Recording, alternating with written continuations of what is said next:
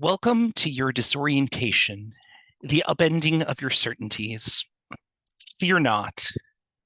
Know that God and your faith can survive your uncertainty, anger, doubts, and questions. May your faith seek understanding. Keep a dictionary near at hand. And remember the calling that brought you to this moment. The spirit of love and grace that will see you through. Follow your questions with courage. They will keep you engaged. Listen deeply to your professors and peers. Make friends easily and often because they will become your lifelines, and each is an opportunity to practice the relational aspects of ministry. Listen also to your body and heart for their rhythms of well-being. Lean into ideas, books, and arguments, and also ask, so what? Figuring out how to use that pile of information is what will make it stick. Pay as much attention to process as to the content of your classes. Try out new spiritual practices and prayer. Keep the ones that nourish you. Learn from history how church leaders missed the boat, then go and do otherwise. Partake in the wisdom of scriptures, theology, ethics, and values. Wrestle them to the ground and make them your own. This will give you both voice and authority when you speak, write, and lead. Reorientation will arrive in its own good time. Trust the process and the holy presence through it all. This reading comes from a post that was shared on Facebook in a UU Seminarians group from a friend of mine who recently began her seminary journey as the incoming class of Union Theological Seminary in New York City. It was offered by Eileen Campbell Reed, the school's recently appointed visiting associate professor of pastoral theology and care, and was entitled A Blessing for Those Entering the Seminary. Ever since I first read it, I have been struck by its opening line, "Welcome to your disorientation." It is jarring, intentionally irreverent, and intended to be amusing and warrant everything from a small chuckle or snicker to outright ugly laughter. It also brought me back to thinking of my own seminary journey and reflecting on how incredibly true that these words were. My comment was a laughing emoji accompanied by the words, "That'll preach." I should have known by this point in my ministerial career that when I put words like that out into the universe, that the divine is listening, and the person who is eventually going to end up preaching on that is none other than yours truly. The reason that the opening words of the blessing had such an effect on me is that I can remember back to the day in 2015 when I did start seminary at Bright Divinity School in Fort Worth, Texas. Seminaries are a lot like UU churches in a lot of respects. If you ask around, you will find that everyone has an interesting story of how they eventually ended up there.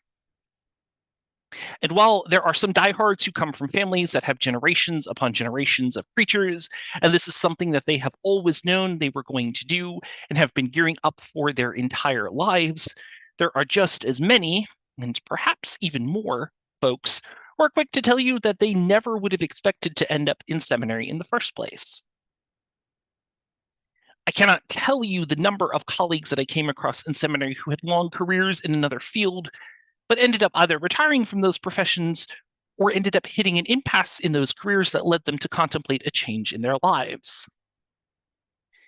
Many of them had absolutely no idea what to expect with seminary, but they had been either active in their faith communities or they felt compelled, or called, as my mainline Protestant Christian seminary would have referred to it, to do more and to study religion more deeply. That is the other thing about seminary. I had so many colleagues that were there because they wanted to study religion and theology, but had no desire whatsoever to go into any kind of ordained ministry or church work. I affectionately called Bright the seminary of misfit toys because in the same discussions that we all had about what led us to seminary, we all found out that we had been told by various people that we could not or should not do ministry for a variety of different reasons. We were people of color, we were women, we were LGBTQIA+, we were too old, we were too young. Of course, angelic troublemakers that we were, these ended up being the exact reasons that gave us confirmation that seminary was exactly where we needed to be. Seminary is also not a place for the faint of heart. If you are someone who is already confident in what you know and believe, and you are simply seeking affirmation of those beliefs and not looking to be questioned or challenged on those beliefs or why you believe the way that you do, seminary is definitely not the place for you. This is why I like the second part of the opening line, the upending of your certainties. There is a phenomenon in one's seminary career I like to call semester 1, week 6. I've seen many colleagues come through seminary who've spent their entire lives in the church, and they have arrived at the point where they are absolutely confident in what they believe, and there is nothing that can change that. Seminary, however, is a place where you can expect to be challenged and questioned on what it is you believe and why it is you believe it. The semester 1, week 6 phenomenon happens at about that point in one's first semester of seminary, when you have gotten used to questioning and analyzing everything about religion and theology so much that you have arrived at the point where you are not even sure what you believe or what is truth anymore. It usually takes the form of my once overconfident colleagues wandering through the halls with a deer in the headlights stare and their once groomed and put together appearance giving way to messy hair and disheveled clothing. It is an incredibly vulnerable place to be, because for many people who have grown up being told what is true and what they are supposed to believe, and have built their entire spiritual lives around that reality, being shown that things may be completely different than what they have previously known before is a scary prospect. It is something that happens not only to seminary students, but for all of us who pursue our own personal spiritual journeys. I am sure that many of you here today who did not grow up as Unitarian Universalists ended up here today because of the fact that you arrived at a point where something you had been told was true in the churches and religions that you grew up in did not make sense anymore. And it led you in the direction of figuring out for yourselves what it was that you actually believed. One of my professors, Dr. James Duke, wrote a book called How to Think Theologically that addresses this very fact. Dr. Duke referred to it as deliberative theology. It is the point where your own lived experiences begin to come into place and shape your understanding of how things are. Especially with regard to theology, what you hear in a particular church about God or how the world is can be totally different than what you have experienced in the world outside of the church walls. As scary and vulnerable as it is, it can also be a liberating experience. It is the moment when we arrive at the free and responsible search for truth and meaning that we often talk about in UU churches. We are the ones in the driver's seat for determining and figuring out what we believe. In fact, while the words in this blessing are intended to speak to incoming seminary students, they actually end up speaking to all of us who are actively pursuing our own spiritual journeys. Know that God and your faith can survive your uncertainty, anger, doubts, and questions. All of those emotions are valid and expected as part of your spiritual journeys. If believing in a higher power is something that still serves you, it is perfectly right and natural to let that higher power know that you are frustrated, you are confused, you do not understand, and that you feel some sort of way about it. Sometimes, bringing those concerns to the divine or voicing them aloud can help to show us the understanding that we need or the direction that we need to go in search of it. I can imagine that the divine will never be mad at you for simply being honest.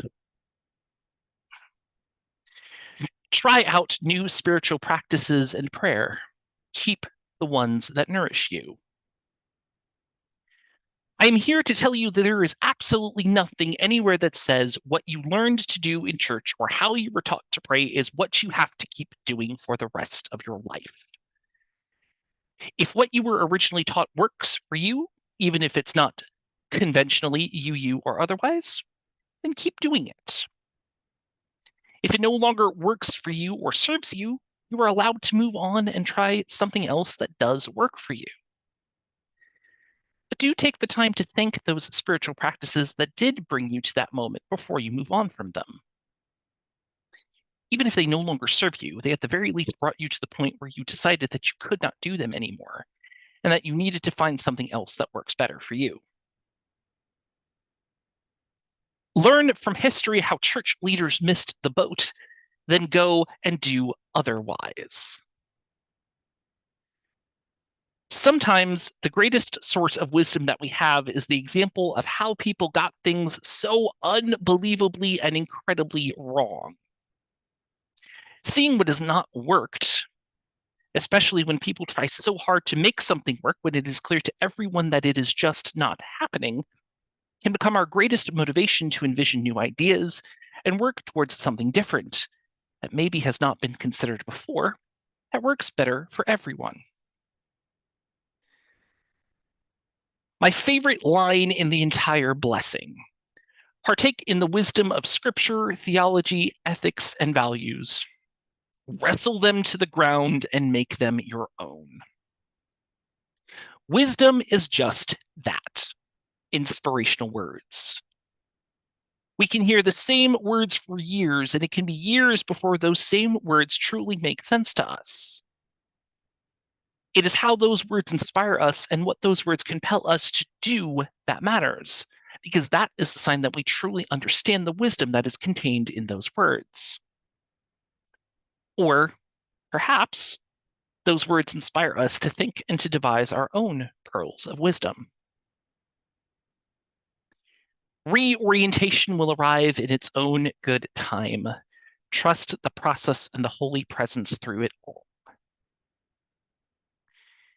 The best part of seminary was always what happened to those same colleagues after semester 1, week 6. While some of them ultimately decided that seminary was not the place for them and their journeys took them elsewhere, many of them decided to lean into those questions that they were being asked and to truly do the difficult work of wrestling with what it was they actually believed. And what came out of that was not only how they arrived at what it was they believed, but how it influenced their voice and how they saw themselves.